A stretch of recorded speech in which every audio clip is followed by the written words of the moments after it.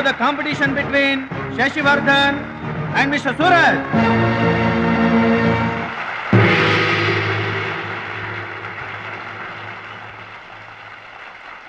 Go each.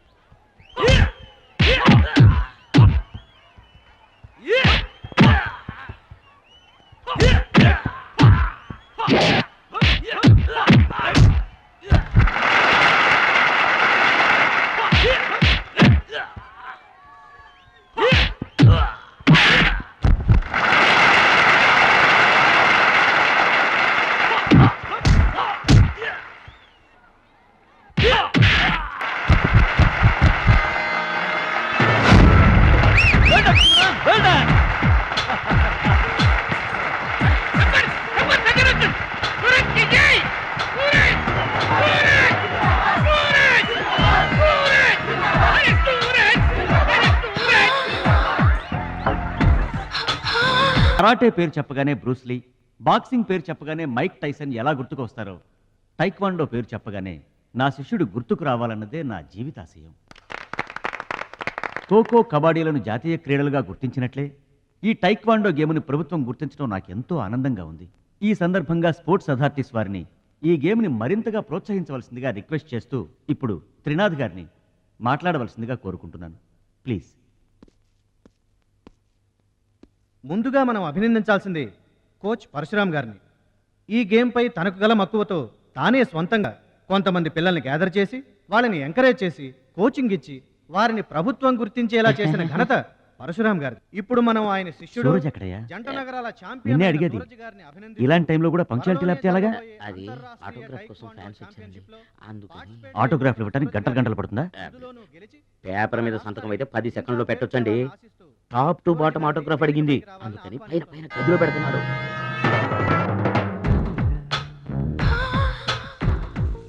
నా వాళ్ళంతా నీ సంతకాలతో నిండిపోవాలి సురేష్. సురేష్! గురువుగారు, అభినందన సభ కదా? ఓహో, మర్చిపోయాను. మీరు వెళ్ళండి, ఓ అరగంటలో వస్తాను. ఆల్రెడీ స్టార్ట్ అయ్యి గంట అయింది. ప్రముఖులంతా నీకోసం వెయిట్ చేస్తున్నారు. నాకంటే ప్రముఖులు ఎవరున్నారు? నా కోసం వెయిట్ చేస్తే వెయిట్ చేయండి, లేకపోతే పొండి. Don't disturb me. సురేష్, ఇంత పొగరు పనికిరాదు. ఈ మాత్రం గెలుపుకే ఇంత గర్వం తలకెక్కితే ఇక ముందు అసలు పనికిరావు. నా శిష్యుడిగా చేర్చుకునే ముందే చెప్పాను, మత్తుకి మగువకి దూరంగా ఉండాలని. సరేనన్నావు, మాట తప్పావు. చెప్తున్నా విను. నీ పద్ధతి మార్చుకోకపోతే నీకు నాకు ఎటువంటి సంబంధం ఉండదు. హలో, అలా అయితే నష్టపోయేది నువ్వే. నా వల్ల నీకు పేరు వచ్చింది కానీ నీ వల్ల నాకు పేరు రాలేదు. వినాశకాలే విపరీత బుద్ధి. అన్నం పెట్టిన అమ్మను, విద్య నేర్పిన గురువును అవమానించిన వాడు బాగుపడటరా. నీ అలవాట్లే నిన్ను సర్వనాశనం చేస్తాయి. రేయ్, నేను తలుచుకుంటే నీలాంటి వాళ్లను 100 మందిని తయారు చేయగలను. 100 మందిని తయారు చేస్తావా? ఏంట్రా నువ్వు తయారు చేసేది? ప్రపంచానికి సూర్యుడు ఒక్కడే, చంద్రుడు ఒక్కడే, తాయిక్వాండోకి సూరజ్ ఒక్కడే. Get out your rascal.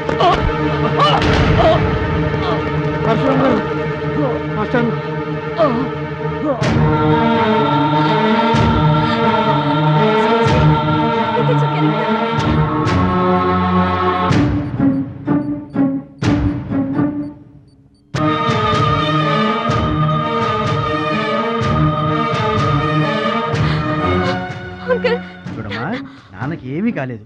చాలా లైట్ స్ట్రోక్, అది ఫస్ట్ టైం. మా తాతగారు కూడా ఫస్ట్ స్ట్రోక్ లోనే పోయారమ్మా. మీ తాత అంటే తాగుబోతు. పొగ తాగి చస్తాడు, పట్టపగలు కూడా తాగి చస్తాడు. అందుకనే అంత తొందరగా చచ్చాడు. వాడికి వీడికి పోలికంటే. అయితే మీరు మందు తాగుతారు, పొగ తాగుతారు కదండి. అంటే నేనెప్పుడు పోతానన్నా? అయ్యో శివ శివ. నీకు కంగారు ఎక్కువ, కామన్ సెన్స్ తక్కువ. నోరు తెరిస్తే అపశకనం తప్పితే శుభం మాట్లాడవా? కీడించి మేలించమని మీరే కదండి అన్నారు. ఎంచింది చాలు, నోరు మూసుకో. డాక్టర్ గారు, మా వాడికి ఏం పర్వాలేదండి, ఈజ్ అవుట్ ఆఫ్ డేంజర్. కంగారు పడకమ్మా, నాకేం కాలేదు. మా మహాలక్ష్మి, మిగతా ప్రాబ్లమ్స్ ఏమీ లేవు. బైపాస్ సర్జరీ ఎంత త్వరగా చేస్తే అంత మంచిది. బైపాస్ సర్జరీకి ఎంత ఖర్చు అవుతుంది డాక్టర్? At least 2 lakhs. ఆపరేషన్కి ఏర్పాట్లు చూడండి. డబ్బు మేము ఏర్పాటు చేసుకుంటాం. అది కాదే అమ్మాయి, 2 లక్షలు ఎక్కడి నుంచి తెస్తావు? ఊర్లో తాత ఇచ్చిన పొలం ఉంది కదా, అది అమ్మి తీసుకొస్తాను. ఉన్న పొలం కాస్త ఇప్పుడు అమ్మేస్తే రేపు నీ పెళ్లికి అవసరమైతే ఏం చేస్తావు? పెళ్ళప్పుడు చూసుకుందాంలే ఆంటీ. అయినా నా పెళ్ళికేం తొందర? సరే, నువ్వనుకున్నట్టు పొలం అమ్మి ఆపరేషన్ చేయిస్తావనుకో. బైపాస్ సర్జరీ అంటే 50-50 అంటారు. ఆ 50 కాస్త ఇటు కాక అటైందనుకో. చి నీకు విగ్రహం ఎక్కువ, నిగ్రహం తక్కువ. ఏమి నోరు అనేది? అది కాదండి. చంపేస్తాను నోరు తెరిచావంటే. వెధవ డౌట్లు నువ్వును. మీరు ట్రైన్ ఎక్కాక రైలు పట్టాలు తప్పి నదిలో పడిపోతుందేమో. నదిలో పడిపోయిన తర్వాత 11వ రోజున మీకు జనం పెట్టాలా వద్దా? మీరు పోయిన తర్వాత సెకండ్ మ్యారేజ్ చేసుకోవచ్చా? అప్పుడు మళ్ళీ పెళ్లి చూపులకు వెళ్ళాలా? దరిద్రపు డౌట్లు నువ్వు కొట్టానంటనా? అమ్మాయి, దీని డౌట్లు వింటే హార్ట్ అటాక్ మనకొస్తుంది. ఒరే విషయం, అమ్మాయి చెప్పింది కూడా నిజమేగా. ఆ, నా ఆపరేషన్కి ఏం తొందర లేదు. అసలు ఆ పొలం ఉంచింది దాని పెళ్లి కోసమేగా. దాన్ని నమ్మడం నాకు ఇష్టం లేదురా. అది కాదురా, నా పొజిషనే బాగుంటే అసలు ఈ సమస్య వచ్చేది కాదు. ఇల్లు చూస్తే తాకట్లో ఉండిపోయింది. ఇప్పుడేమో నీకు ఆపరేషన్ చాలా ముఖ్యం. అందుకే మహాలక్ష్మి పొలం అమ్మేస్తానంటే కాదనలేకపోయాను. నువ్వు కూడా కాదనకు. ఇక దాని పెళ్ళంటావా? రోజులు ఎప్పుడు ఒకేలా ఉండవు కదా, చూద్దాం.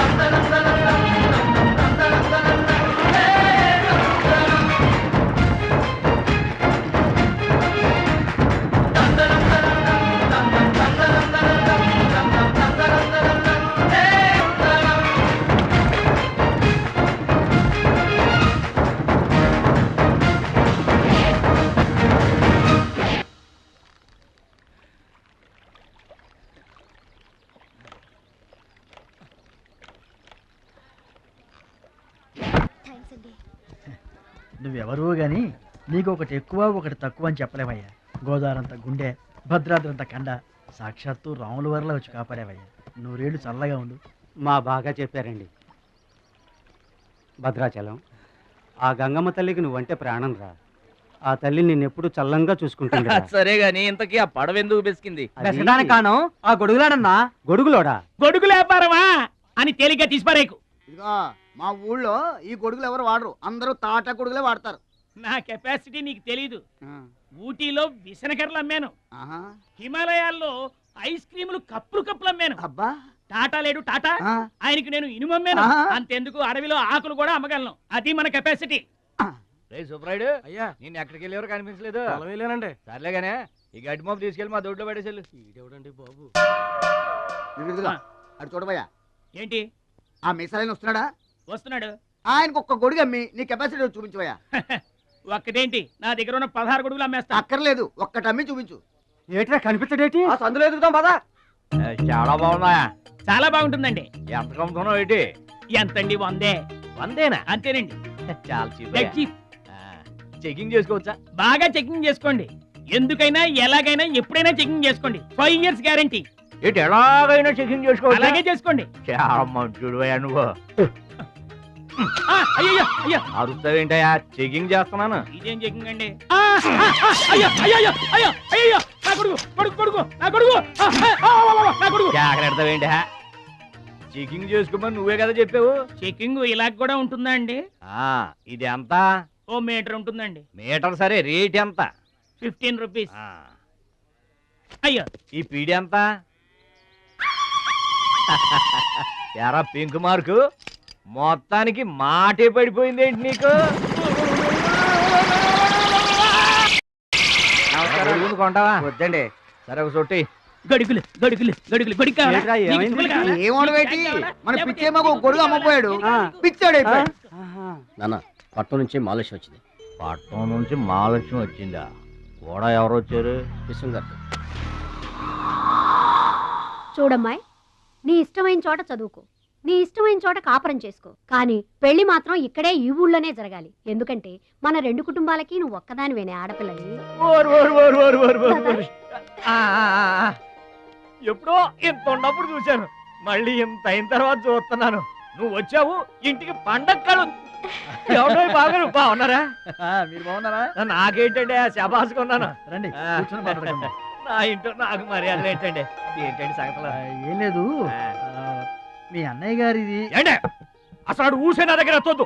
లేకపోతే ఏంటంటే ఆడు తమ్ముడు నేను ఒకటి ఇక్కడ ఉన్నాను, నాకు కొంప గోడు పిల్ల జల్ల ఉన్నారని ఆడు గుర్తుంటే ఏడాది కోపాలని ఇక్కడికి రాకపోతాడా? అసలు మేము ఉన్నామోలేమో చూడకపోతాడా? అది కాదు బాబాయ్, ఆ. నాన్నకి 24 గంటలు ఆటలు పోటీలు. ఆ. ఇదేగా మీ నాన్నగారి చేస, రావటం కుదరలేదు అంటావు. అమ్మా రాని పెదనాన్న గురించి ఎందుకు గానీ చెల్లెం వచ్చింది కదా, నువ్వు వెళ్ళి పూరిల సంగతి చూడు. యారా చేసిన పూరీలు మొత్తం మీరిద్దరూ లాగించడమేనా? వచ్చిన వాళ్ళకి ఏమైనా పెట్టేది ఉందా? యువతల పెద్ద మనిషి విశ్వం గారు వచ్చారు, ఆయన మంచి మర్యాద చూడొద్దు. అయ్యో భలేవాళ్ళే, మన ఇంట్లో నాకు ప్రత్యేకించి మర్యాదలు ఏంటండి? మీరెవరు? ఆ? అసలు మీరు ఎవరనే? 20 ఏళ్ళగా మా అన్నయ్య మీ ఇంట్లో అద్దెకుంటున్నా ఏనాడన్నా మీరు ఆయన అద్దె మనిషిలో చూసారా? ఆయన కూడా అది తన సొంత ఇల్లు లాగానే చూసుకుంటున్నారా? మీకు పిల్లలు లేకపోయినా మా లక్ష్మినే మీ సొంత బిడ్డలా చూసుకుంటున్నారా? ఎవరండి ఈ రోజుల్లోనూ? మీకు కాకపోతే ఇంకెవరికి చేస్తామండి మర్యాదలో? సర్లేండి, మర్యాదలు ఏముంది కానీ ఇంతకీ అమ్మాయి నేను ఇక్కడికి వచ్చింది ఎందుకు అదే ఊళ్ళో. అని నేను అడగను. అది ఎంత ముఖ్యమైన పని అయినా సరే నేను పట్టించుకోనుగాక పట్టించుకోను. ఏళ్ల తరబడి ఎండిపోతున్న పొలాలకి వాన వచ్చినట్టుగా ఇన్నాళ్ళకి మా లక్ష్మి మా ఇంటికి వచ్చింది. ఏమైనా సరే పండగ వెళ్ళిన దాకా ఉండి తీరాల్సిందే, అంతే అంతే.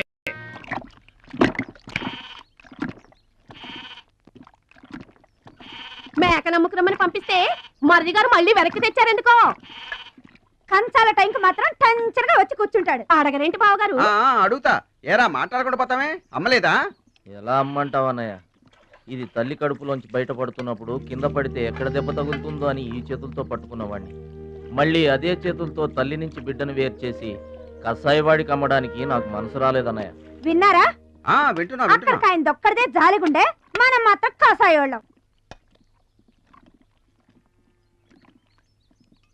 బాబాయ్ మొదటి ముద్ద నాకు. నీకు పెట్టాకే నేను తింటానమ్మా. ఛీ వాసన. వెదవాగడవాగా చంపేస్తాను. అయినా నీకు పెట్టింది తినకుండా అందరి కంచాల మీద ఎగబడతావే? ఎందుకు వదినా దాన్ని తిడతావు? అన్నం నిజంగానే వాసన వస్తుంది. ముప్పొద్దులో 3 గంగాళాలు వేడన్నాలు వండి మార్చడానికి ఇక్కడ ఎవరు తిరిగ్గా లేరు. అయినా మిగిలిపోయిన అన్నం బయట పారేసుకుంటారా ఏంటి? ఎవరింటో తింటలేదు. అలాంటప్పుడు అన్నం మాకు కూడా పెట్టచ్చు వదినా. అక్కడికేమో మీ తమ్ముడి మీద మీకు ప్రేమ ఉన్నట్టు, మాకేమో లేనట్ట. ఉన్నదేదో పెట్టాం, దిగితే ముద్దు మింగమనండి, లేకపోతే వెళ్ళి చేయి కడుక్కోమనండి. ఎందుకే వాడిని తాడిపోసుకుంటావు? నేను ఇద్దరం చేసే పని వాడు ఒకటే చేస్తాడు. మన నలుగురిని తినే తిండి ఒక్కడే తింటాడు. పొగరికిన పోతురాలకి పాడెక్కువ, పాలిచ్చే గేదెలు ఎక్కువ అన్నట్లు తోల బిడ్డకేం తక్కువ లేదు. ఏం పిలవక్కర్లేదు.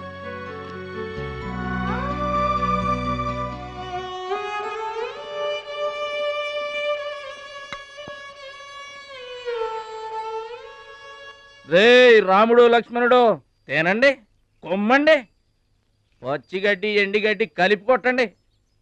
అయ్యో మన భద్రాచలం తినలేదు పాపం, పలకరేద్దామని లేదు. ప్రేమ ఉండాలిరా ప్రేమ. మా పెద్దోదిని మాట కొంచెం పెలుసే గాని ఆవిడ చేత్తో ఆవకాయ పెట్టినా ఆనపకాయ వండినా అమృతం.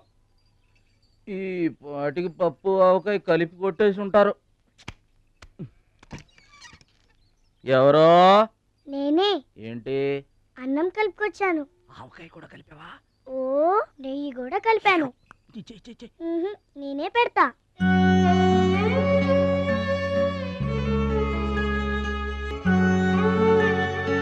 ఏంటి ఏడుస్తున్నావు? మా అమ్మ మాటలు గుర్తుకొచ్చాయా? మా అమ్మ గుర్తుకొచ్చింది. క్రితం జన్మలో నువ్వు మా అమ్మవై ఉంటావు. నాకు తల్లి ప్రేమ తెలియకపోయినా నీలో మా అమ్మను చూసుకుంటున్నాను. అయితే తిను.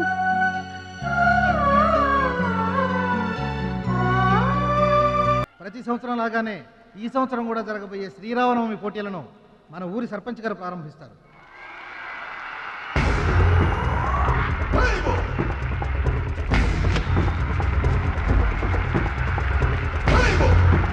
బాబాయ్ ఏంటి తోసుకుంటూ వస్తున్నావు? మా బాబాయ్ గెలడం నేను చూడాలిగా. ఎవరు మీ బాబాయ్? అదిగో మిలమిలా వేసిపోతున్నాడే అతనే మా బాబాయ్. ఆ బండపయ్య అతను గెలవడు. అదిగో సన్నగా ఉన్నాడే మా అన్నయ్య, అతనే గెలుస్తాడు. గాజ్ బెంక్ లో ఉన్నాడు, వాడేం గెలుస్తాడు? మా బాబాయ్ గెలుస్తాడు. లేదు, మా అన్నయ్య గెలుస్తాడు. మా బాబాయ్ గెలుస్తాడు. మా అన్నయ్య గెలుస్తాడు. అలాగా? మీ అన్నయ్య గెలుస్తాడా? సరే. ఎక్కడికి? దేవుడికి దండం పెట్టుకోవాలని. ఏమని? ఈసారి మళ్ళీ మీరు పడవెక్కినప్పుడు దానికి చిల్లు పడి మీరందరు గోదావరిలో మునిపోవాలి. అమ్మో, ఇలా కూడా దండం పెట్టుకుంటారా? మీ బాబాయ్ గెలుస్తాడు కానీ అలాంటి దండాలు పెట్టుకోవద్దు నువ్వు. సరే, మా బాబాయ్ గెలవాలని దండం పెట్టుకో. సరే.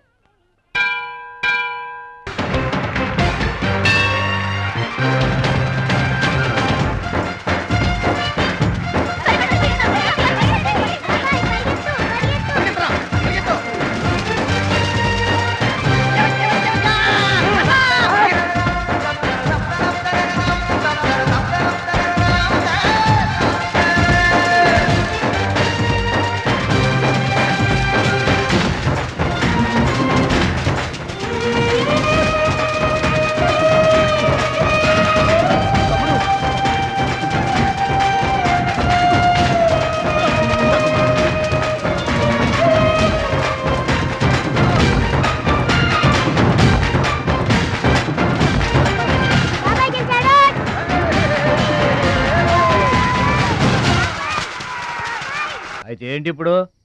ఆడి గుండె జబ్బు వస్తే నేను డబ్బులు ఇయ్యాలా? మీరిచ్చేదే ఉంది బాబాయ్, మా పొలం ఉంది కదా అది అమ్మి. ఆహా, అమ్మి డబ్బు ఒట్టుకుపోదామని వచ్చావన్నమాట. మా తల్లే, వాటాలు పనిచేయడానికి మీ 5 పూచుపుల్ల కూడా లేదు ఇక్కడ. మా అమ్మ నాన్న వాడిని డిగ్రీ దాకా చదివించారు, అది గుర్తుంచుకోండి.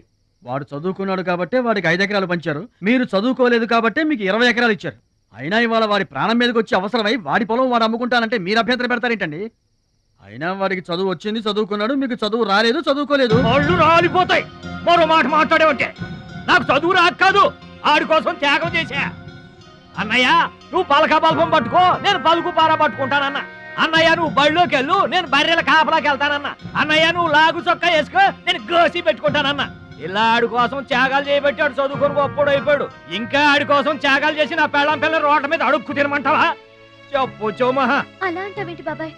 15 ఏళ్లుగా మా పొలం మీరు పండించుకుంటున్నా ఒక్క పైసా కూడా అడగలేదు. ఇవాళ అవసరం వచ్చి మా పొలం మేము అమ్ముకుంటామంటే కుదరదంటారేంటి? ఏంటి నిలదీస్తున్నావా? నీకు సమాధానం చెప్పాల్సిన అవసరం నాకు లేదు. పిచ్చయ్య గారు, మీరు మాట్లాడుతుంది ఏమీ బాగలేదు. అరే, ఆపరేషన్కి అవసరమై వాడి పొలం వాడు. పొలం మాట ఎత్తకుండా ఉంటావంటే నేను రాత్రికేడ పడుకొని పొద్దుటే వెళ్ళిపోండి, లేదా అక్కర్లేదు, మేమే వెళ్ళిపోతాం.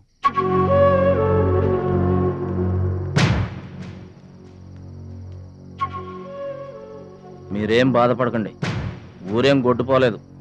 అమ్మా మహాలక్ష్మి, మీ నాన్నకి మీ బాబాయికి రాముడికి రావణాసురుడికి ఉన్నంత తేడా ఉందమ్మా. చట్ట ప్రకారం ఈ పొలం మీదే, దాన్ని మీరు ఎప్పుడైనా ఎవరికైనా అమ్ముకోవచ్చు. కావాలంటే మేము కూడా సాయంగా ఉంటాం.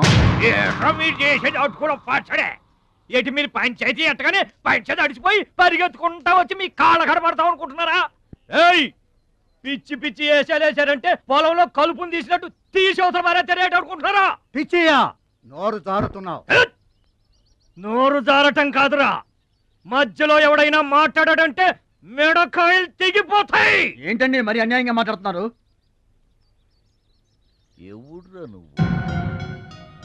ఎవడ్రా నువ్వు? ఇది మాకు సంబంధించిన విషయం. మధ్యలో మాట్లాడటానికి ఎవడివిరా నువ్వు? బాబాయ్, మీరు మర్యాద లేకుండా మాట్లాడుతున్నారు. మర్యాద ఎక్కువ ఇచ్చాను కాబట్టే ఇంకా ఈ ఊళ్ళో ఉన్నారు. మళ్ళీ మర్యాదగా చెబుతున్నాను, గోదావరి దాటి అవతలకి వెళ్ళిపోండి, లేకపోతే గోదట్టు కలిపేస్తా. పిచ్చయ్య గారు, మేము ఊరు వచ్చింది పొలం అమ్మి డబ్బు తీసుకెళ్ళడానికి. ఆ పని కాకుండా కదలం.